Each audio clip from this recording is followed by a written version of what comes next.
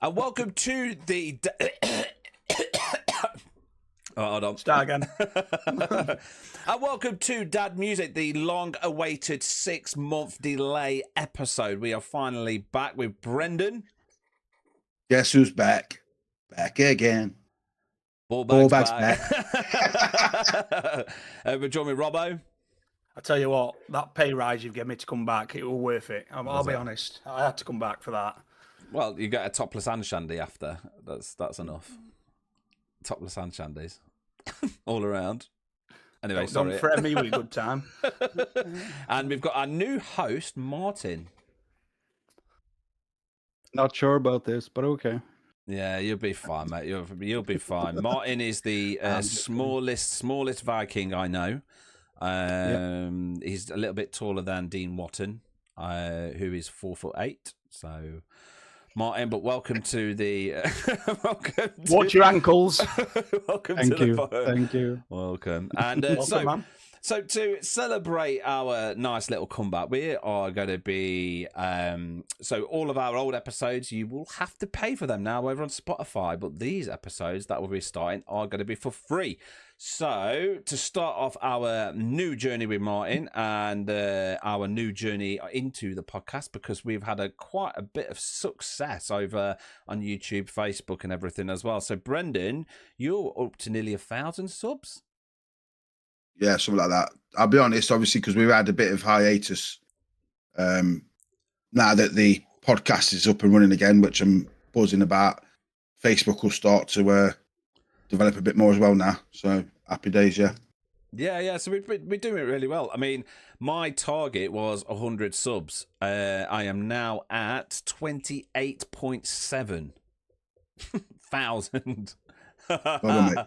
So yeah, doing not bad, and this is all thanks to the Skinner brothers who have been sharing my posts, and to all the subscribers who actually I went onto a Ren fan page and my name was mentioned left, right, and centre all over it. So I want to thank all the guys that have subscribed, everybody who's been sharing all the podcast and everything. And this podcast is basically dedicated to you guys. So thank you very much. And thank you to my Patreons as well, which you are in this corner. Bosh. This corner, I got it wrong. But yeah. Legends. So, One of the corners, you're there. Yeah, so thank you to all the Patreons. Thank you to everybody who's donating. Thank you to all the subs. Brendan will be back doing his music reviews because we're getting a lot of requests for him to come back. So hopefully we can take Don't over. know why. Yeah, Ball bag's back. Yeah, the ball bag is back. So yeah, and hopefully Robbo is going to start his channel soon, and Martin might have something up his sleeve. And we don't mean that. Right. I definitely mean that. So what we're going to do is to help people introduce ourselves. I've given the guys some homework, and I've got the homework as well. We have been tasked to find our top 5 albums. Now, as easy as people think this is, it's absolutely solid. I've spent a long time. So I've come to the conclusion that I like a lot of songs and not albums. Like I like 4 songs off one album. I like 3 songs off another. I like 6, not a full album. So this was quite difficult. And when I've narrowed it down, I'm actually quite surprised about what albums I've listened to the most, what albums I like all the songs on, and I'm very shocked about my choice. Very, very shocked. I kind of disagree. I kind of went with what Martin said, because obviously we've got a bit of a WhatsApp group regarding the podcast on, and he kind of nailed it when he said the best albums in your life are the ones that you never skip a song. There you go. And it was, for 4, No fillers. I'm going to say no fillers. Yeah, I'm going to say 4 out of my 5 albums I can listen from start to finish. So probably whittled it down to 10, but then to pick my top 5 wasn't that difficult, to be honest. And it's probably going to be boring ball bag Brent, but I'm not here to bullshit anyone.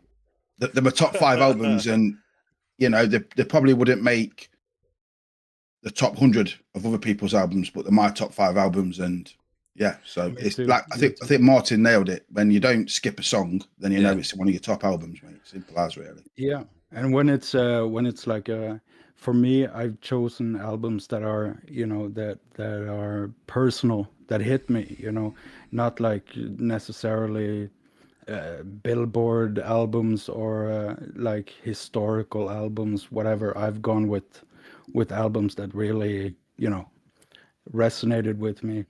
Okay. Yeah, it's a Well, bit like This bit what it kind of molded you. So Yeah. obviously we probably Yeah. all four of us probably didn't obviously couldn't afford albums until we were like 13, 12, 13, whatever, Yeah. And Yeah. it's what I think the music that we're all going to talk about, the albums, it's probably what shaped us and molded us into what we listen to today, kind of thing. Yeah. Before I I, think. before, yeah.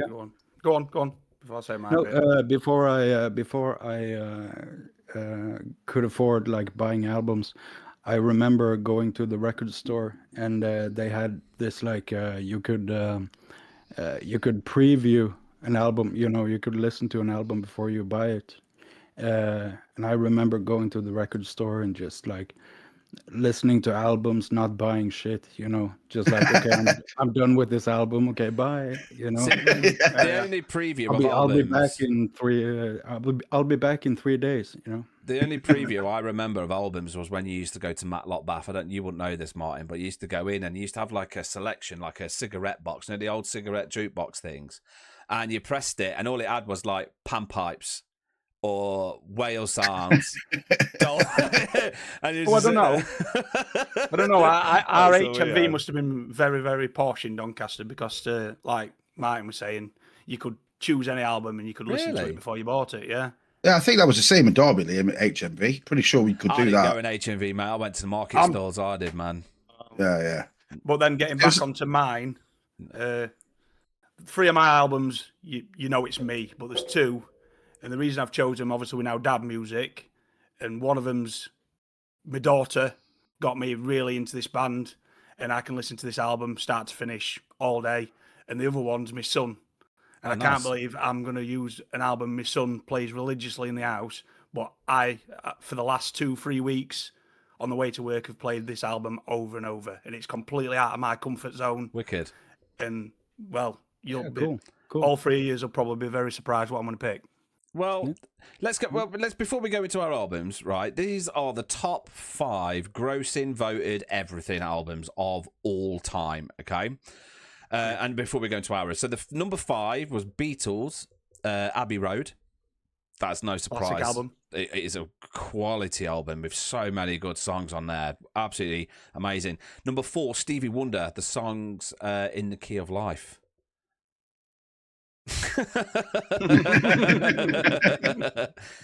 Fantastic voice. This is incredible, and I didn't even think of this album, but Joni Mitchell, Blue. What an awesome album. Really, really cool. Number 2, The Beach Boys, Pet Sounds. That's just America, though, all over, isn't it? That's just that's America. American. Yeah. Yeah, that's America. Yeah. But one of the top grossing and voted number 1 album of all time is Martin Gaye, What's Going On. What an album. For real? You're telling me that sold more than Thriller? Yeah. Oh, good question. I am quite surprised there because I would have expected some really big rock. It's one of the albums most played albums on Spotify in the top 3. That's madness, isn't it? It's a good album, though. That It is is a madness. quality. It is a really, really Madness good is album. ska music, mate. Sorry. It makes you. It's like me and Liam. If you guys listening want to go back and listen to old episodes of the podcast, we've all said before that we all think we know shitloads about music, but really we don't. No. Not even scratch the surface. No, because I would have definitely said that Thriller would have been in the top 5 and Michael Jackson. me Oh, too. easy. Me too. Easy. I would. Folsom Yeah. Prison Blues. Where's the Folsom Prison Blues? Johnny Cash. Yeah, Joni Mitchell wouldn't have even come into my head. No. It's a great album, though. It is, and Joni Mitchell is incredible. But yeah, I can't say I've ever listened. I mean, I know who she is. Also, I know a couple of songs. Yeah, and but also I like wouldn't- Janis Joplin. Where is she? yeah. Jimi Hendrix. Another massive American person, Jimi Hendrix. Yeah. I mean, but there's not even Bruce Springsteen's up there, or Guns N' Roses. Guns N' Roses. Yeah, Well, they've only of done. course, They've only done 3 albums. yeah. There's Yeah, that. but that appetite for Motley destruction. Crue. Motley Crue. Yeah. Motley Crue. Metallica. Yeah, but that's Yeah, what I of mean. Is that course, there's without- thousands of people out there, and that's the top 5. Weird, isn't it? Very, very weird list. Yeah, So I'll very start weird. with my list, just so you guys know what kind of to expect, so you guys know how you can go and then express your albums. I'll go first, and then we'll go round, and we'll just tell each other. And this will hopefully enlighten people that listen to this episode about who we are and where we came from, and what kind of music has shaped us to who we are. So I obviously thought I would have been like, okay, Sex Pistols would have been up there. I thought I would have had like The Clash or anything like that there. But this top 5 albums is, I can't believe it. But these are the albums that I listen to all the time. I've literally got them on all the time. So this will change as it does. Your music style and that changes. But we'll start with number 5. And I love this album. And I think it's genius. And I think it's changed me as a person mentally and physically, and it is one of the greatest albums ever written, which is Sick Boy by Ren. I can't believe I've put that in there. After, 5 months of only listening to him, this guy has got some of the most incredible music out there, and this album... It's just powerful. It's very powerful. Mate, it's the lyrics, they're like, literally, like 1 minute I could be dancing and buzzing, and the next minute he's got me by the balls swinging me around my front room. Do you know what I mean? Like, and then the next minute he's punched me in the gut and told me to sit down, and I'm crying, and then all of a sudden he's like, just get up and dance, man. You're like, what is going on? Yeah. Well, that's a proper artist, mate. He can do anything to you. Yeah. That's what it's all about. Yeah, and it was fantastic. It's a great album. Number 4, which is really strange, but I love this album, was The Streets, A Grand Don't Come For Free. I think that is one of the most genius albums ever created. It's a story, the music's brilliant, and the last song just rounds the whole album up. It is a story all the way through, and the last song just like, it just completes the album. It's like watching a series, you know, like when you, like, for me, I've watched The Office I think it's 19 times. And no, honest, I've just finished it again. 19 times. British or American? American. There's only one Office, mate. Mate, no, trust me. The American Office is quality. 19 times I've watched it, and it rounds it up. And when things get rounded up for me, I feel complete after watching them. And that album did that. This is quite surprising. Honest, this is so weird. All of these, the Twang, the Jewelry Quarter. That's a good album, though. That's a very good album. What an album! I listened to every single song. It will stay on, and I tell you what, I still sing, and it's still up there. Like, I can still dance to it. I still sing to it. It is, you know, I've never got bored of this album ever. You can dance. Underrated, mate. It can swing from side to side. Yeah, this is what I'm hoping. Like, Liam has garnered 28,000 subscribers through his commitment to doing song reviews, and I'm hoping that us lads now can mention a band like the Twang, who haven't got a massive following, but they'll garner an extra 100 fans from it, because the two albums, that Jewelry Quarter and I can't remember the name of the second album, Liam, with the fox on the front. Oh, the one with Two Lovers. Well, either way. Either way. Oh, what an album! What an album! You know, if they can get an extra 100 followers or listeners out of this podcast, that's amazing, because I think they're so underrated. Twang, awesome. Oh, they really are. I mean, Martin, have you ever heard the Twang? Yeah, I've heard a couple of songs only recently, actually, because you mentioned them. So it's more of a British thing, right? Yeah. They're from That's Birmingham. why they're not as big as they are, because they're massive in Britain, but nowhere else. Nowhere else. But I liked it. I liked it. They're fantastic. They're so Love it when good. I feel like this. That's the album. So, Brent, well there done. you go. Well done, Robbo. But there you go, Brent. Do you want to know something quite interesting? Go for it, You man. have more subscribers than the Twang. What? You've got more. Go on, Brent. You've got more subscribers than the Twang. Let's go. I shouldn't have more subscribers than the Twang, but I'll take it. No, and it's Ballbag's done it. And I'm finding it dead bizarre. I've got more subscribers than the Bats in Souls. I've got more subscribers than the Skinner Brothers. I've got more subscribers than like quite a lot of fans. Insane. Yeah. It is madness. Well done, mate. Madness. Well done. I'm proud of you. You should be proud. You have got more than the Twang. The Twang have only got 1.3 thousand subs. What? Yeah. Million. And their album's on my top 5. Unbelievable. So if you know one who's listening to this and you've not heard of Twang, get on them, man. They've got a massive discography and they're so good live.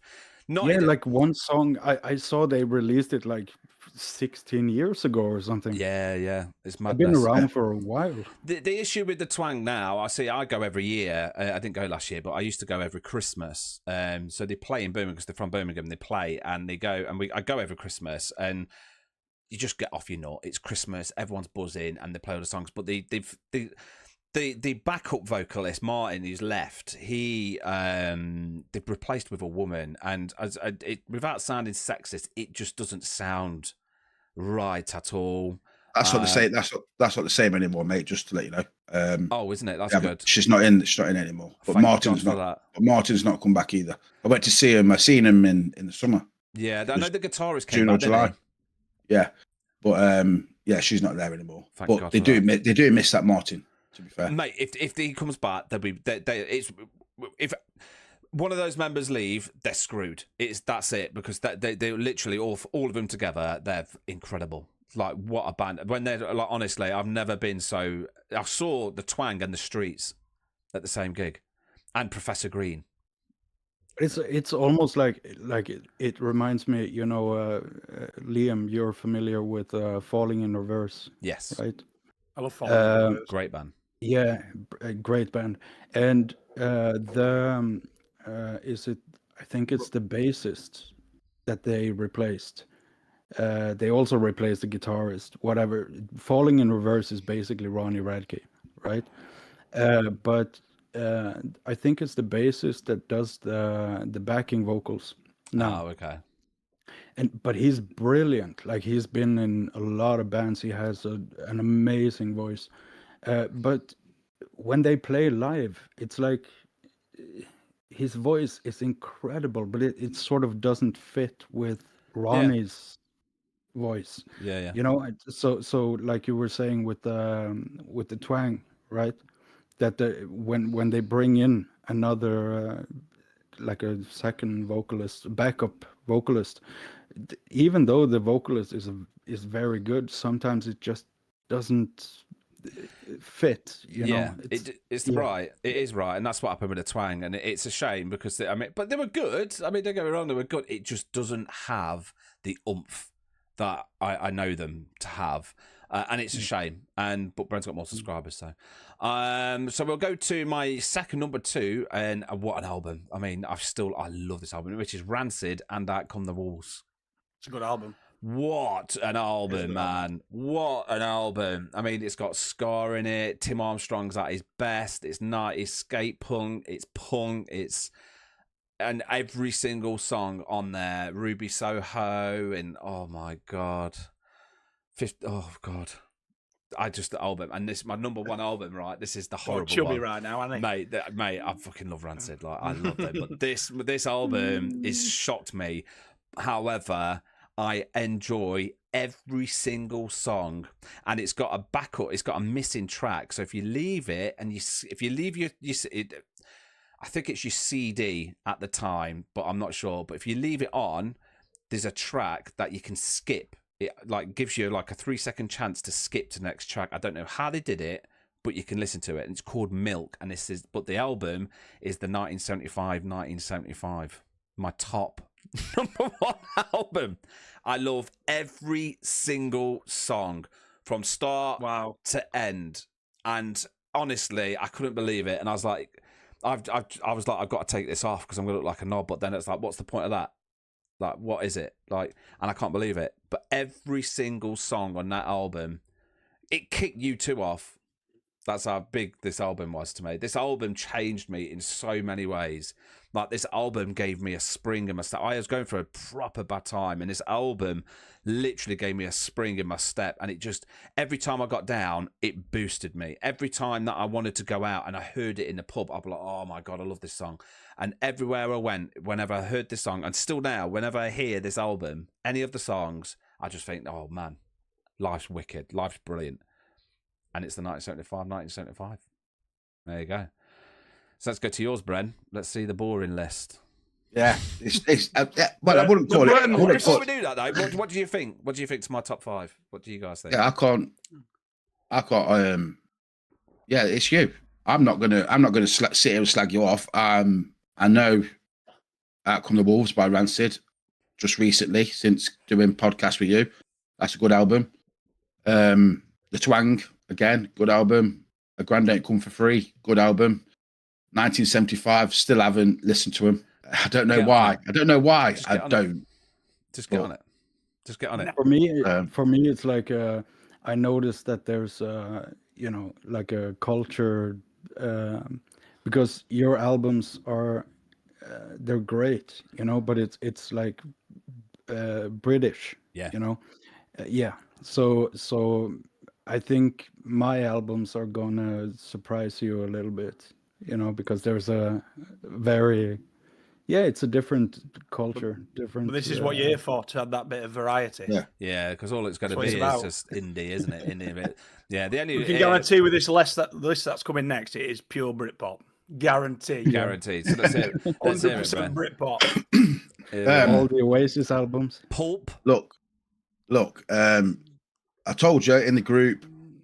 I'm not going to bullshit. I'm not going to put an album in there just to please anyone. You've asked for my top 5 albums, and my top 5 albums I'm giving you. Do it. No. Mine's a It's 1975. So mine's a 1975. So Yeah. you know, it's not going to get any it worse might be than that. obvious, but it might not be. Number 5, and like we said at the beginning of the episode, I've gone into it. Listen, albums that I don't skip a beat to. I listen from track 1 to track 12 or whatever, and I don't skip a song. I could play it, and every time I listen to the albums, I enjoy them. Number 5 was The Prodigy and Fat of the Land. Ooh, that's a banging album. That is a good album. That is a good album. I got into The Prodigy, almost obviously. on my list. I'm sorry, but that was almost on my list. Yeah. I got into The Prodigy through Music for the Jilted Generation. That's what introduced me to The Prodigy. But obviously, I was one of them people that was dead keen for Fat of the Land to come out. And when it came out, I bought it on cassette tape. So all the young followers, subscribers, listeners, You might have to explain what a cassette is. search what a cassette tape is. What? And how you rewind it with a pen. Yeah. Or a pencil. Because I had a Walkman at the time. There you go. Google what a Walkman is. Walkman. I can't believe they're not a thing anymore. I know. But yeah, just from Smack My Bitch Up, you know, all the way to Fuel My Fire, you know, 1 to 10. I think it's 10 songs, 1 to 10. Just absolutely brilliant. Breathe on that album. Yeah, Breathe. Breathe. Firestarter. Yeah. It's just banger after banger, that album. It is. Yeah, It is. it's quality. Proper is. And that was probably one that I toyed with the most. You know, But I then didn't expect that, Bren. No, I it didn't. made number 5. Yeah. Good call. Number 4 is I've always called it the album that introduced me to guitar music in inverted commas. I know people will say guitar music's different, but it was Nirvana, Nevermind. Ooh, another surprise. That's a wicked Quality album. Again, It's not a guitar song, but you know. again, just, you know, if you pull up the track listing for Nirvana, Nevermind, you know, Smells Like Teen Spirit, In Bloom, Come As You Are, Breed, Lithium, Breed, Lithium, Stay Away, Something in the Way. Box. That's not on this album. It's a good song though. Great song, but it's not on this album. It is a great song. It's probably my favorite Nirvana song. I didn't pick it. But yeah, again, it's just one of them albums. If I'm going on a long car journey, never mind. 1 to 12. There's a hidden track on it as well on Nirvana, Nevermind. Just so you know. Number 3 is Ocean Colour Scene, Moseley Shoals. Here we go. Wow, another one now. I didn't expect that to be on your list. I expected that. I didn't. Yeah, just 100%. it's just brilliant, mate. Great Obviously, album. we grew up with a TV show called TFI Friday, hosted by Chris Evans, Wicked. and they had the Riverboat song as its theme, Yeah, I remember that. and they used to have Ocean Colour Scene on quite a lot, and Yeah. it was in my era of getting into the indie Britpop scene, and then when I went out and bought the album again, it's just one of them songs, one of them albums. I could just put it on. Riverboat songs first, Day We Caught the Train, Circle, just brilliant from start to finish. Never skip a beat. So that's why that's there. Number 2 is The Stone Roses by the Stone Roses. What an album. I'm being completely honest now. You guys will argue, but I don't think there's a better number 1 song on any album than I Want to Be Adored. And then the last song, I Am the Resurrection. Fucking unbelievable. Mate, that is that's a generation album. That is like one of the greatest albums of all time. Like unbelievable. You can't argue. It's a banger. You can't argue. I mean, what makes me laugh is I was only 8 years old when it was released. It was released in 1989. Great. And that album stands up today. I fucking love it. It gets me going. If I'm going to watch the Rams, which I wouldn't fucking suggest to anyone at the minute. How are they getting on? I don't want to talk about it. I put that album on and it gets me in the mood. I want to have a beer. I want to smoke 20 B&H. I want to go to the football. I love it. So that was going to be there. And number 1, I think it's the best debut album of all time. Don't give a shit what anyone says. Definitely Maybe by Oasis. Yeah. Just fucking rock and roll star number 1, kicks you in the bollocks. And you got Live Forever in there, Supersonic, Slide Away, unbelievable. And it was always going to be an Oasis album that was going to be number 1. You guys know that. People will say, "Oh, but what's the story? Morning Glory's better." But I always skip She's Electric. So yeah, Be Here Now I think's better. But absolutely no, it's not. That's my favourite. But it's all down to opinion. But yeah, it was like I said, it was easy. Was it? I picked 10 albums. And Fat of the Land was the one that snuck its way into number 5, but it deserves to be there. The other 4, Nevermind by Nirvana, Mercy Shoals, Stone Roses, definitely Maybe. Fucking easy. Yeah. And that's me in a nutshell. Ball bag Bren, right there. Ball bag Bren. Drop your mic and walk away. I'm intrigued to. Well, let's just start for your albums, Bren. I mean, I didn't expect 3 of the albums on there, which is wicked. But I mean, Oasis have got it, like you said, it's an opinion on Oasis. Like Oasis, the sound changed quite a lot, and each album, which was brilliant. Like some of them were like Be Here Now was more singing and heavier, where Definitely Maybe was just electric. I think it was the rawness of the sound. Yeah, it changed. They changed. It's like the Beatles. They grow up when they were growing up. Like the more it changed, like every band does it, don't they? They just change and change and change. I think it must be in the production as well. Yeah. Obviously, when you're up and coming band that's probably got not much money behind them, and there's that raw sound in the studio. That's definitely Maybe. And then you go to something like Don't Believe the Truth, which was 5 albums later or something. You could tell that the production value was more. There was more. Album. I know, but there's more production in it. Yeah, that's I think that's when you see the producers and the record labels having the 10 pence worth. That's what happens. Yeah, and they lose. They lose that grittiness. Well, Standing on the Shoulders of Giants was awful. Like Little James. Yeah. I was about to say 2 of the Oasis albums, I cannot remember which ones, but they were produced by the same producer. 2 of them. So it makes sense, that the sound, it changes. It depends on the producer, the mixer. You have to change to go with the times, don't you? You do. You're not. But do you? Like do you?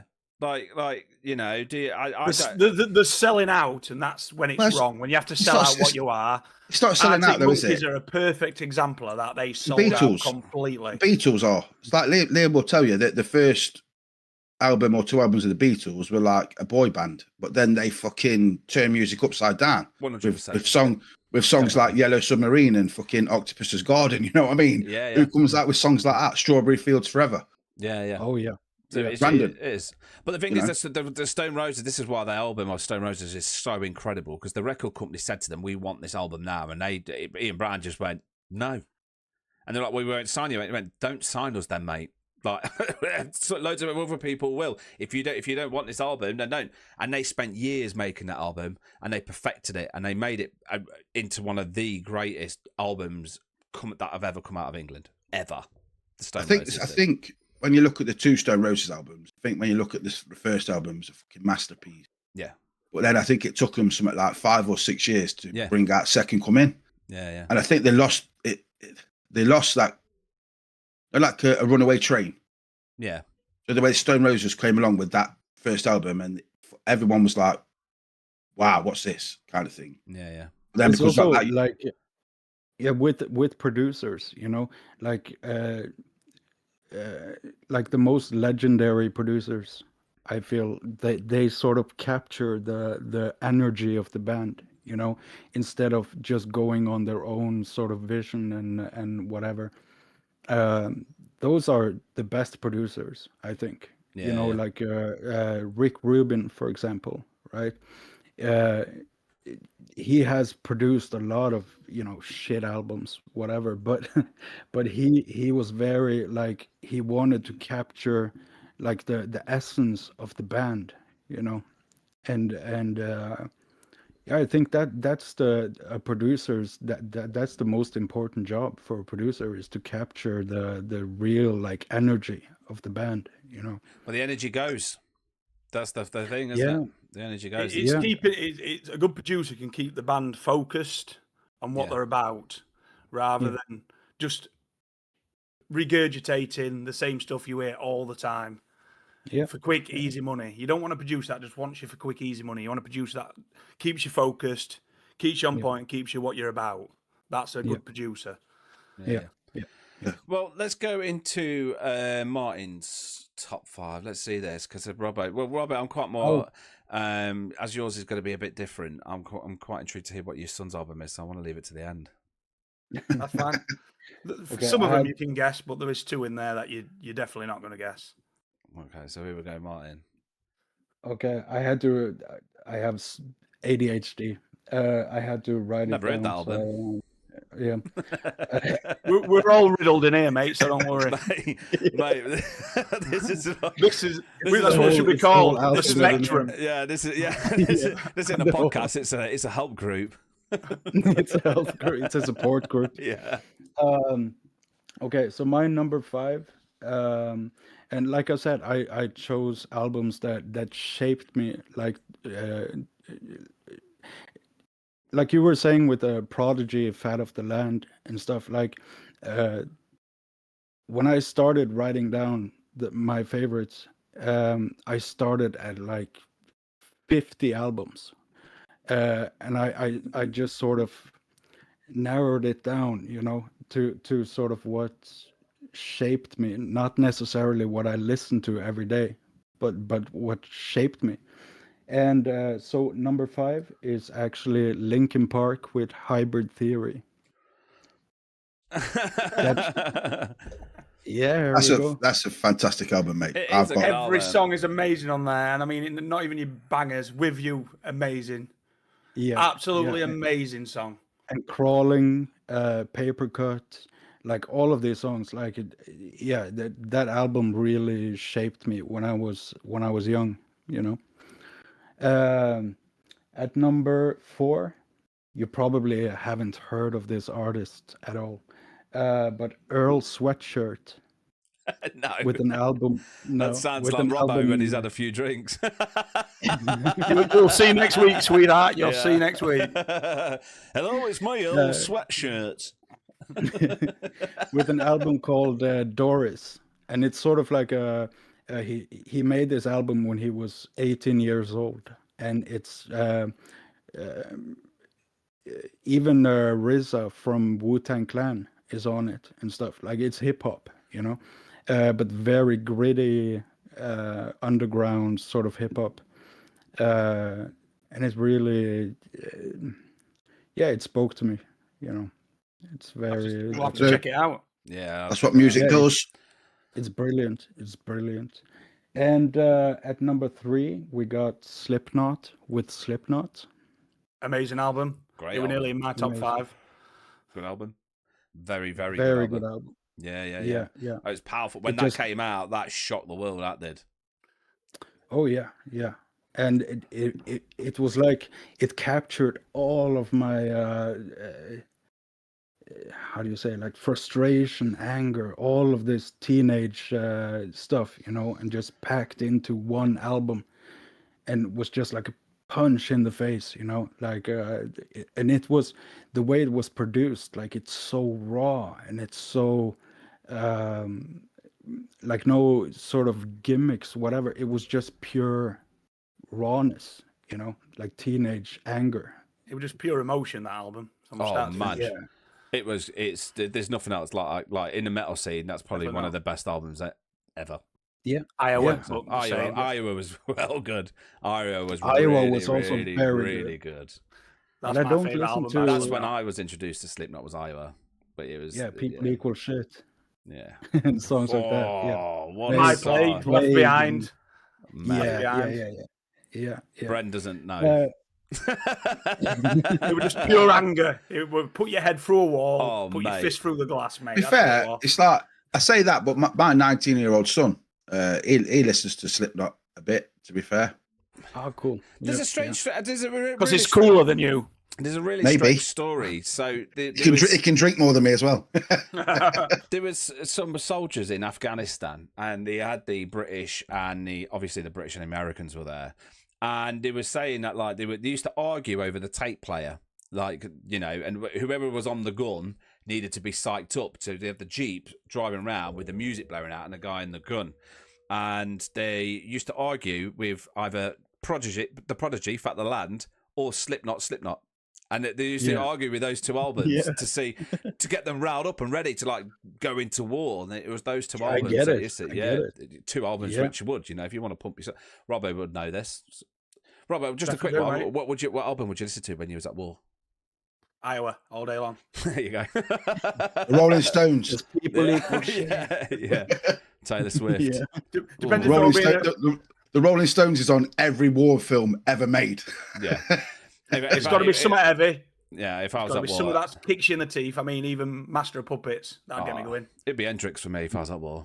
But Hendrix makes me good. Do you know what I mean? But I feel like Slipknot, like I stopped listening to them years ago because I felt like the music was being like watered down, sort of. It wasn't that rawness, it became more like a more polished sort of Mainstream. It became more. Yeah. After Iowa, they changed. It's more about the show now for Slipknot. They put on a massive show. It's not an artist playing music. It's a production from start to finish, and that's what they've become. Yeah, definitely. Okay, so my let's see, my number 2 is Pink Floyd with The Division Bell. Oh, what an album! That's everybody come back to my ass after a proper night out on the drugs, and then you put Pink Floyd on. We need to come down quick, lads. Get Pink Floyd on quick. You get Pink Floyd on, get the and the last song, High Hopes. I'm with you. Close the curtains, hide the clocks, put Pink Floyd on. Yeah. So that's my number 2. Yeah. And at number 1 is actually Marilyn Manson with Hollywood. Wow. Have you not heard that, Brent? That's my number 1 of all time. Still is. It's a good album. I get why people love Marilyn Manson, but I just didn't get it. I don't like what I he didn't stands get it. for. But he does produce amazing music. You can't take it away from him. He does. He ruined Tainted Love as well. Oh What? no, that was a good No song. way. He ruined it, mate. He fucking ruined it. He made that song. No, come on. And personal Jesus, come on. He really He did do a good job of them songs. Yeah, I them think covers. so. He really did. Yeah. But it's good that we've got someone like Bren who doesn't like that. So I quite like that. I just think, look, at the end of the day, everyone's taste is different. If we was all the same, it would be fucking boring, wouldn't it? Oh, exactly. You know? Exactly. I No just- one's I just interested. didn't- everyone sitting here with like 5 Oasis albums. You know? I just can didn't get guarantee it. right now, there's not one person in the entire world that's got the same top 5. There can't be. There just can't be. I don't. I like the way. There's too many albums. Like you've got more chance of matching that than winning. Like you've got more chance of winning the lottery than matching with someone who's got the same top 5 albums. Well, That's you guys the thing. will That's the realise the good same thing. as I do. It don't matter when you do this; it changes every time. Yeah. Mine changes Yeah, from when we did this probably a year ago. It's completely changed again. Oh yeah. It's But never going to be the Marilyn same. Manson, Hollywood will always. I don't know, like it, but like Liam said, like when I narrowed it down to like top 10, Ren Sick Boy was on there. Great album. You know, yeah, incredible. Like, but that album shaped me more when I was an adult. You know, but I tried to sort of. Top 5 from when I was teen, what shaped me sort of to the person I am. Like if I didn't listen to let's say Earl Sweatshirt or Marilyn Manson, I probably wouldn't connect with Ren the way I do. You know, Yeah. so every album on the way sort of connects you with a different it leads you on a path, you know, to liking the music that you do, like with Ren, because it's so honest and it's so raw, you know. And it's the same with for me, like Earl Sweatshirt and Slipknot, for that sake, you know. Like it's the rawness and the honesty, you know. And that's also what connects me to Ren. So if I was let's say I grew up listening to like very mainstream superficial music, I probably wouldn't listen to Ren, you know. Yeah. So I think you'd bang on, Martin. Yeah. Can you imagine if Oasis only ever bought out Definitely Maybe and Morning Glory and then they disappeared off the face of the earth? They'll be classed as the two of the best albums of all time. But certainly because it's been watered down bullshit that people, you know, moved away from Oasis, you know? Yeah.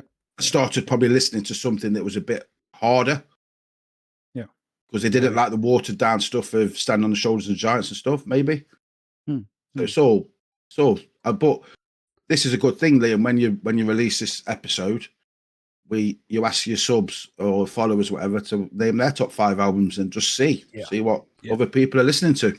Yeah. I totally agree. 100%. So, Robbo, let's hear the final top 5. Let's hear it. Obviously, you'd have expected certain things from me, which you're not going to get at the minute. There's no True in there. There's no Slipknot in there. Ooh. There's no Partway Drive in there. No This has Sweatshirt. changed. It just changes on. The more I listen, the harder it gets. But then you find as you become a dad, you spend a lot more time in the van or in the car picking up your kids or dropping them off. So your albums change, and they do. Yeah. And this comes to number 1, and it's from a film. And you got me started on this when you had your little hype of K-pop, Liam, right? And my son plays this one film continuously over and over, and it's probably the biggest thing on Netflix at the minute. It's K-pop Demon Hunters soundtrack. I keep seeing it. And I tell you what, it's one of the greatest soundtracks you will ever hear in your life. That's awesome. I can't get these songs out of my head. There's Your Idol on it, Soda Pop, what it sounds like in Golden. The 4 of the greatest songs I have heard in the last 20 years. And from start to finish, that album is absolutely amazing. I agree. K-pop is incredible. Like I can't believe I've never heard it. And Brent's sitting there and I go, this is ridiculous. Like, but you sit there honestly, like I shunned K-pop off, and I was like, this is ridiculous. What a load of nonsense. And then I actually just sat down and listened to it, and it's incredible. There is so I never got into songs it, out there. You know, I can't believe this album has changed me to the point where at 4 o'clock in the morning, I get in my van and I will start this album. By the time I get to work, I have completed the full album. That has never happened. When I used to go by in that van, it'd be the heaviest metal you could ever hear. Now it's K-pop. Mate. I can't believe it, honestly. Mate, it's good. But this is how the dad music, it does change you, because you start listening to what your kids listen to. Yeah. And it's opening so much more for me. Well, weirdly, we had a conversation with Paul, and he was saying, like, I've been watching your videos because Paul's one of my best mates. He turned around and was like, going, I've been listening to your videos before you had Frankie, and then now you've got Frankie, and it's like, your music's completely changed, man. I was like, actually, when I look at it, when you become a father, like, obviously we're all fathers here, your music, it's weird, isn't it? But your music does change. It does. Yeah. It's It does. so strange, isn't it? Like, I used to listen to, I mean, Sex Pistols was on all day, every day. Now, I wouldn't even dream about putting bodies on, especially if Frankie's about. Do you know what I mean? Yeah. Bodies! Yeah. Is Frankie in the house? Yeah, no. Yeah, sweet. I'm not putting that on then. It's You know what fine. I mean? It's Yeah, just yeah. an abortion. Like, fucking hell, Frankie. That's going off. Sorry, Frankie. It's not an abortion. You're not an abortion. Well, dear. Number 4 for me was quite easy. It's probably the best British metal band in the last probably 10, 15 years. It's Architects, for those that wish to exist. The album from start to finish is amazing. You've got the likes of Black Lungs on there, Dead Butterflies, Animals. The album from start to finish is banger after banger after banger. And it doesn't have to be the big songs on the album. All the fillers are not fillers. They could be just as big as the 4 or 5 big songs on the album. They had a big change of the band. They lost the lead guitarist, and everyone thought it was going to affect him, and it hasn't at all. They've brought a new guitarist in, and he is just as good. I didn't expect that from you. An amazing I album, kind mate. of did. Did you? I can't get that band Yeah. out of my head at the minute. From any of their albums, just resonate with me. It's not all angry metal, which you expect. A lot of it is just sing along. The melodies of it are amazing, and I can't applaud them enough for how well they've done. Used to have them a lot on at work, so I kind of know a few songs now. Fair. My work here is Thanks. done. Architects, new fan up there. Comes on to number 3, and this is completely my daughter. And I mentioned these a while ago, and I said they were going to be massive. And I can't believe how massive they've gone as quick as they have. It is Sleep Token, even in Arcadia. Sleep Token are absolutely amazing. They managed to get the Saturday main stage headliner at Download, and they've only been around for a handful of years. I mean, they're taking the main event spot off massive bands. But if you ever get a chance to listen to this band, just put They're them on. amazing. They're They're absolutely amazing. They tell a story. Every song they do is just a story, from Caramel to Emergency to even in Arcadia, and even Dangerous. I mean, there's not one song on this album that isn't great.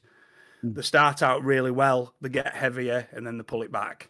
And I love the full stage theatrics they do. They put a massive castle. They are really one of the bands that like they are truly themselves. You know, like 100%. with They've with not the been music. influenced by anyone else. They do their own No, thing. no. Yeah.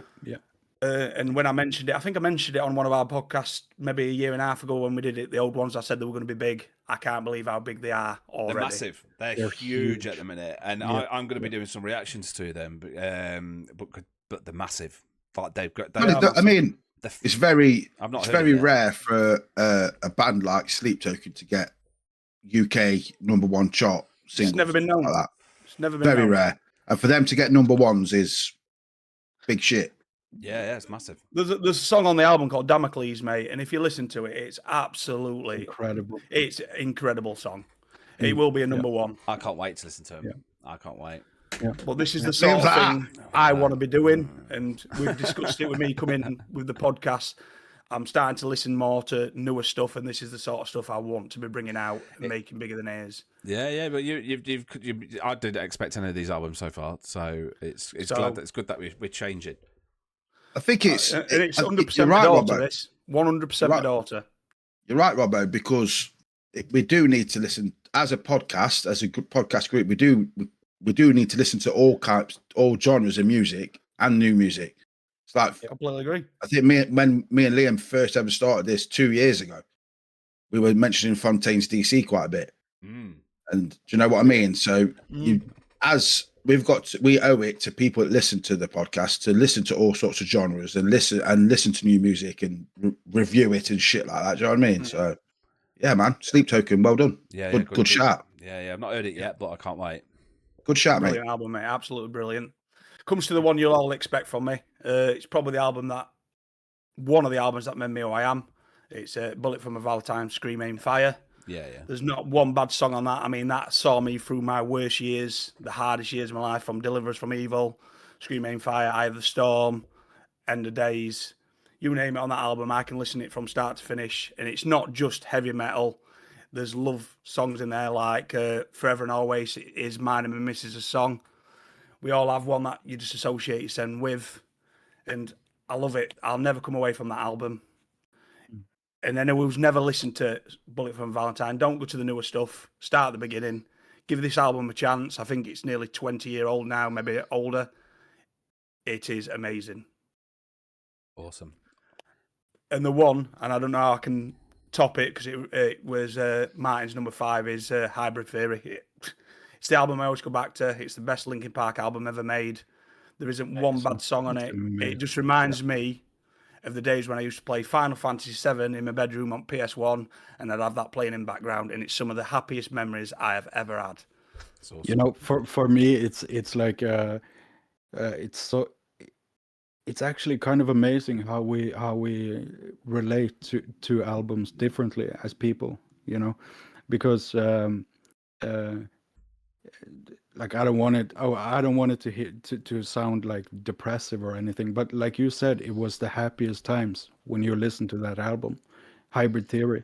For me, it was like walking in the night, you know, when I was very young. I grew up in a very dysfunctional family, so that was my sort of peace, you know, when I was walking outside at night, no cars, no people, and just listening to Hybrid Theory on my Discman, actually. Discman. Yeah, man. Yeah. Showing age now, boys. Discman. Yeah. I hated Discman.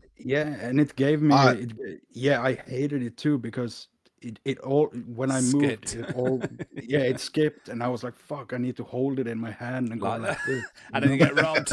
You get nicked off, yeah. Cheers, mate.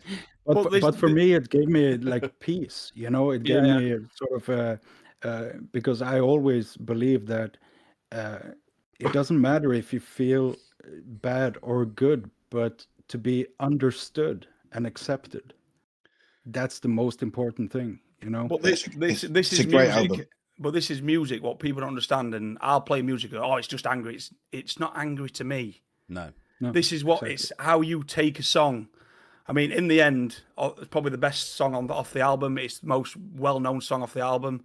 But that song is just happy memories, and people listen to it and go, "Oh, it's just an angry, hurtful song." But it's not. It's how you portray that song. I mean, it's my childhood. Some of the greatest memories I've got of that album. So every time I listen to it, it just brings back the best gaming years of my life, because they're behind me now. We're all getting older. We don't get to game as much as half as we used to. Like you say, when you were just with your mates walking down the street, you'd be playing it full belt, just having a laugh, having a giggle. And that's what music's about. It's not just because it sounds angry or it sounds sad or it sounds upbeat, doesn't mean that's how you take it. Some of the most upbeat songs might have a sad meaning to someone else. Yeah. Because it's how they listen to them. Can I ask the two Linkin Park guys, what do you think about the new female singer? I hated it, but now I like it. I think she's taking him in a different direction, and it's not a bad thing at all. Yeah, I feel the same. Like at first, because of course there will never be another Chester Bennington, right? Definitely not. No, Rest in peace. but I feel, rest in peace. But I feel like she brought her own energy into it, and I respect that. I really respect it. Because at first there was a lot of hate, Yeah. A lot of hate, because people they struggle to let go. You know, you saw the comments like, "This is not Chester Bennington," you know, and I'm like, "Of course it's not. It's Emily Armstrong." You know, Chester. I think she's brilliant. Rest in peace. The other thing, Well, I think it's the the other thing thing that I isn't it? ask is, how can another man fill the boots of Chester Bennington? So they did the other thing. They went in a different direction completely. That's no exactly man what I was going to say. fill his boots. Yeah. So let's see what this woman can do and where she's going to take him. And I think they're going in a good direction. they're doing it for the fans, aren't they? They've still got millions of Linkin Park fans out there that want to go to a Linkin Park gig. I would go if next time they talk UK. I will be going. Absolutely. Brett, if you was And going it was a brilliant decision to go with a female. I thought so, but I said that right at the beginning. I said that. Yeah. And to be fair, she's got one hell of a voice. She's brilliant. Oh yeah. What was you going to say, Liam? Yeah, Brent, if Liam Gallagher dies and they replace him with a female, what female would you want to replace him with? Oh, that's a question. You can't have Emily Armstrong. I couldn't because the female voice that I'd want in there, she passed away a few years ago. Oh, Dolores O'Riordan. I from the tell you Cranberries. what, perfect. I actually agree. I think that would be the perfect fit. That's a really, really good call. I was expected to be something like Taylor Swift. Yeah. Fucking Adele or Pink or something. Oh, God. Oh, no. Oh, definitely. To be fair that. to Pink, she's got one hell of a voice. Oh, no. She does my She nutting, does. man. Pink does my fucking nutting. What Her was, music is catchy. That's the problem. I wouldn't mind That's the thing, like, Gwen Stefani, to be fair, in the No Doubt days. Oh, she does my head in and in all. the No Doubt days. Yeah. But also, you were saying, what female singer you were just mentioning? Not Dolores O'Riordan. Pink. No, I was thinking about Pink. Pink actually. When you think about the time when she came out with her music and stuff, there was Britney Spears, there was Christina Aguilera, there was so when Pink came out, it was sort of like a fuck you, to all of this very kind sort of, yeah. Yeah. She had like an attitude, but I don't listen to Pink. But Nice. she really. I thought she was mainstream made up attitude, man. Like she was just like She was mainstream. I thought she was absolute nonsense, man. Like there was bands out but there. the problem like, is, Safe what you gotta- Ferris, like they were a wicked band. Like she's never changed who she is, though, mate. That says a lot for an Makes the artist. money. She refuses to put makeup on. well, her name's Pink. refu- I mean, she can't change anything else now. It's like shit. Like why didn't I name myself blue and black and white? But then you could go down the case Blondie. Oh no, Blondie's a pop band, man. Debbie Harris, come on. Debbie Harris is a pop band. Blondie a pop. I don't No, care what but anyone says. she's got a They're name pop. that she can never change. She's Blondie. That's it. I mean, yeah, but Debbie Harry. Blondie did Someone that. I really have to give respect to is actually Miley Cyrus. I think The she's way an amazing artist. And that's the end of the podcast. I'll give her some respect as well, Martin. Do you know what I I mean? would come in like a wrecking ball. But the way she moved on from that image and became like a real, like an icon, like her voice is incredible. Liam, you've seen some of the covers she's done. She's one of the best country artists. Full stop. She's got a great voice. Copyright fiend, man. She is signed up to the main music industry. She's signed up to the world music industry. She's a copyright fiend. No, it's all a scam. I know it all because I've tried to do a couple of her videos and she's copyright to hell. She's all about the money. It's all a joke. Look, No. we've got him. I can see wrinkles on his forehead. No, We've got him. I'm not We've having got it. him. I'm not having it. I'm not having that. She's good, mate. I can't knock She's any of the good. music. I'm not going to knock her. She's good. But you've got people like Billie Eilish out there who are just as big and just as good. And, I mean, knock Taylor Swift all you want. Taylor Swift, did you know she toured for a year and a half? A year and a half tour. And she never stopped. Like her work, even though her music's proper shit, her work ethic and putting music out there and creating her community that she's created, that's music. That's community. We all know you're a secret Swiftie. Miley Cyrus is a music fiend, man. It's all a front. I'm telling you. Billie Eilish's like production and that is with her brother and stuff. Like Billie Eilish, I totally get it. But like, I love Billie Eilish. She is incredible. I think she'd be good in Oasis. Get her at front of Oasis. Billie Eilish would be really good, actually. That'd be good. That'd be quite good, actually. That would be good. That would be quite good. Liam Gallagher's not replaceable anyway, so No. absolutely not. I have to. They said Chester Bennington wasn't replaceable, and I agree he is now. There you go. Yeah. What was you going to say, Martin? But I have to make confession, to my father because the Pink Floyd album, the Division Bell. Great album. I got it. I got it when I was very young, and I actually stole it from him. So, Dad, sorry. I remember. He's not sorry. He's definitely not sorry. The first time I listened to Division Bell was I grew up in England, working class, so ecstasy was quite easy to get, and the rave scene was around, and it was all cool back then. Like all the Everyone was stuff. like, yeah, and when you got home and you put the Division Bell on, I remember the first time I heard it, I was listening to that, but I was playing Tomb Raider 1 in my head. I was trying to sleep. I was literally like watching Lara Croft running up and down and shooting the tigers and doing foot flips, and I was climbing up stuff, but just laying there with her triangle pit. Yeah, with the Division Bell in the background. I remember that. That's the first time I heard the album, and I put it on, and it brought me down. It proper brought me down. It's that good. So that was our top 5 albums. I hope everybody enjoyed the episode. Welcome, Martin, to the podcast. And Thank you so much. yeah, I mean, have you guys just a quick question, because we've still got about 10 minutes left, but what did you learn, Bren, from this? Nothing really new, to be fair. I'm not. But I like I don't mean it. I don't mean it in that regard. I mean it like albums mean different things to different people. Martin's 5 albums, they mean a lot to him. Yours, Liam, means a hell of a lot to you. Robbo's, he chucked a curveball in there with his K-pop, but they mean a lot to him. Check it out. It's a good album. Like I say, this episode, I mean, I hope we get 1 million listens on it, but people are going to say Ballbag Brent's a boring cunt, Martin is obviously got. Can I just say that's the first music? Robbo has. That's the first C-bomb that's been ever dropped on a podcast. Oh well, that's a bit Ballbag Brent, isn't it? You heard it. You heard it here first. Dropped a C-bomb. I don't know if I have to beep that out. It is what it is, mate. I don't know if it was you said it, Liam, or Robbo said it. Nobody will have the same 5 albums ever.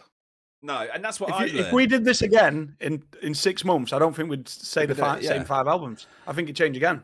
Yeah, and that's what I've learned something from it, is the fact, like I said before, I don't think you will ever find someone who's got the same top 5 albums ever. I think it's a complete lottery. Because music hits everybody in completely different ways. I mean, like K-pop, I wouldn't have even thought Left Right Robbo would listen to that, but I get it because K-pop is absolutely incredible. Now it's completely thinking, well, I mean, there's some albums out there that I actually could have put Stray Kids on there because they've got Maniac album era was just phenomenal. Like that album with Maniac on is. You can't even breathe. That's the magic of music, that it hits people different. Yeah. Like that's what I learned, from this podcast. Like it's good that just imagine if we all said like the almost the same 5 albums. Like it's not interesting, you don't get anything out of it, if we all had the same thing, I mean, I had 2 surprises actually, not just one. So Robbo's K-pop surprised me, but then Liam's admission of the Joshua Tree surprised me. I thought that would be in there. Oh, mate, I've always said that, but the Joshua Tree is, to me, the greatest album ever made and ever produced and ever created, and it still is. It's just not my personal top 5. However, I will still stand by that the Joshua Tree is the greatest album ever made. Ever. I don't care. That's just like you've got it, like the Joshua Tree, the first song is still haven't found what I'm looking for. What a way to start an album. And then they lift you up. And then they go straight down, and then they lift you back up, and then you go back down, and then they just smack you in the balls. It is, and I if you ask a lot of the top artists in the world right now, they all say, and the producers say, they base on all their production is based on the Joshua Tree. The way that album is created, because it's the way that it mentally controls you. And that's it's you know, your emotions, like you know, an album like the Vaccines had an album. This is my I call it the Vaccine theory. The Vaccines had an album, and they did the same. It had one album, then like one song, then it hit you up, and then it went back down, then it went up, and then it went back down, and it controlled your emotion. And the next album was just on a line, and it was shockingly bad, but it was a different producer, and like we were saying before, different producers and everything. But the Joshua Tree is the basis of the perfect album. I don't care what anyone says. It is the basis. Not like saying it is the greatest album ever, in my opinion, but it is the greatest. Does that make sense? It's a milestone in production and stuff. Yeah. They are the typical kind of what we was talking about in this episode earlier about bands that should stay raw because the Joshua Tree, the War album, you two were loved. They're fucking hated now. Yeah. You know what I mean? Because they're overproduced bullshit in their albums. Like, you know, Bono thinks he's the savior of all human race. Just stop being a dickhead, mate, and just come out with good music. Do you know what I mean? You don't need to be a dickhead, do you?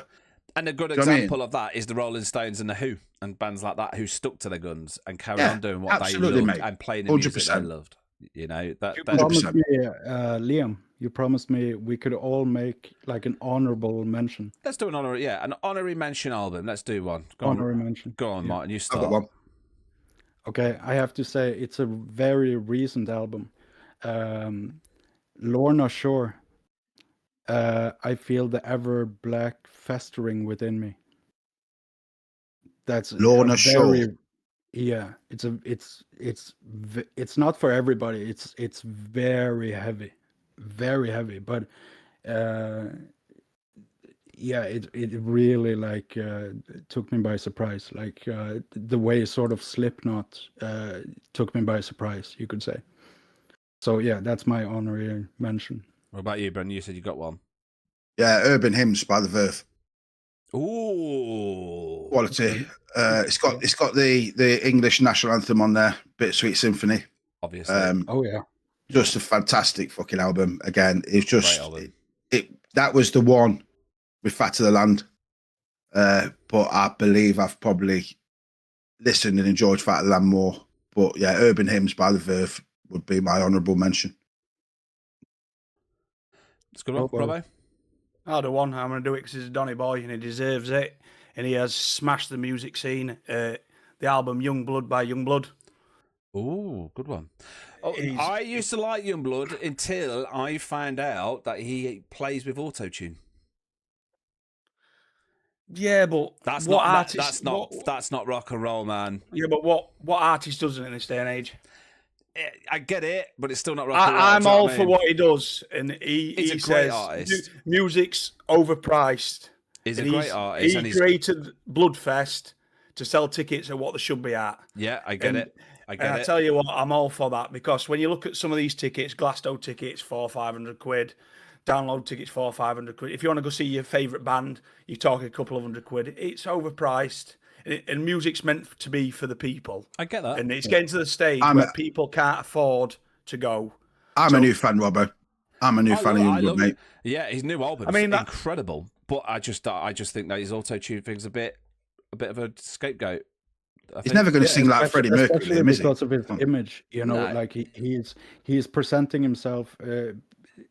Because I agree and disagree, but he presents himself like raw rock and roll, you know, and that's where if he wasn't presenting himself that way, then I wouldn't have a problem with auto-tune, you know, because all artists uses auto-tune, but these days, but because he's so like rock and roll and stuff like that, then it's a little disappointing. But if you see him live, he does an amazing artist. Oh no, he can't auto-tune. I've seen him live, mate, and he's took my breath away. I've never seen somebody that energetic on a stage. He could go anywhere and make him energetic. Yeah. No, I agree. He's incredible, but it's just. And he's still a young man. What can he do? Yeah, exactly. I mean, mine is David Gray, White Ladder. I love that album. It is a quality album. Yeah, that's just an album I can sit down and it's just whenever it's on. It's a chilled out album. I mean, it's from the Midlands and he's just banging, man. Can't beat a bit of David Gray. I can't. Cool. But I there's so many more albums that I'd love to mention. Never mind the bollocks. Yeah, I have 60 more albums I love to mention, but yeah. So that is the end of the podcast. But before you go, I've got to give you guys some homework. So, Brendan, I need you to give a band to Robbo to listen to, and Robbo is going to listen to the band. And then Can I give it to? Can I give it to Martin? You can give it to Martin. Give it to Martin. Martin, Go on, give it to Martin. Give it him. Fontaine's DC, Martin. Oh, he knows. Oh, I love them. To them. Yeah. All right then. All right. The Bracknell. Oh, good call. What? The Bracknell. We'll put it in How the do you group spell chat. that? We'll put it in your I'll group put, chat. I'll put it in the group chat for you. Yeah, do it. So on the next episode, we're going to just say, we're going to talk about these, Martin's going to say what he found out about this band, what he liked, what he didn't like, and whatnot. Yeah, simple as that. I want you, Liam. Cool, I want Bren. Oof. So, Bren, you've got the Sleaford mods. Nice and easy. I've only just started fanning them, but Sleaford mods. So I'm going to be asking questions. I'm going to give you guys in the chat a bunch of questions that you should be asking about the artist and what we're going to talk about. Robbo, who have I got? Sleep Token. Oh, good one. That's wicked. Thanks. That's I want to make you a fan because I think you'll love them. Yeah, that's good. I mean, that's a great call. Thank you very much. I'll do that. And whoa. Other streaming platforms are available, but Martin, have you got Spotify? Yeah. Okay. It is available in this country, you know. Fuck off. You might have iTunes, you dickhead. And Martin, you've got Robbo. Okay, I'm gonna really challenge you. Okay, Lorna Shore. Lorna Shore. Yeah, I love that band. Oh, you do? Okay.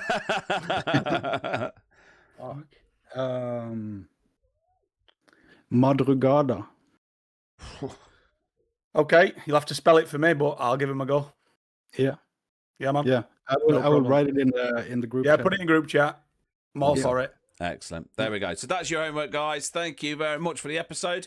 Thank you, Martin, for joining us now, and welcome to the podcast. Thank you. Thanks, Robbo. Have you got anything else to say before we go, Robbo? No, it's brilliant to be back. Keep listening, guys. There's a lot to come. They've fueled the fire in me again. This has done it. I am going to get this rock side, dad's rock, whatever you want to call it, up and going now. I've got more time. Stay with me. Please come across to us. Support all the channels. Let's get it all flying like Liam's 28.8 million, whatever he's got. If I get 100, I'll be happy. Come on, let's do it. We'll do And it. I have to say thank you guys for having me. Thank you. Good danger. I really appreciate it. Amazing. Bren? Yeah, just what you said at the start of the episode, what Robbo just said. I am here. I've not gone anywhere. I've just been a bit busy with life, but I will be back. Take care. Premiere. See you all guys on the next one. And that's it. I want to say thank you to all my subs. Thank you to all the Patreons. Thank you to Robbo, Bren, and Martin for being on the podcast. It's nice to be back. Again, Brendan's music channel and reactions will be back. Robbo will be doing Dad Rocks. So Robbo will be could call it like a rock kind of music that he'll be listening to, but also he'll chuck in some stuff like Taylor Swift and that for him. Just K-pop. Yeah, I've got some K-pop I'm going to send your way. A rock K-pop. You've not even delved down there yet. Rock K-pop is insane. And indie K-pop, Bren, it's amazing. Like Dad Rocks K-pop. That's a channel name. There we go. Thank you very much, guys. That's the end of the podcast, and we'll see you in the next episode. Thank you. Bash.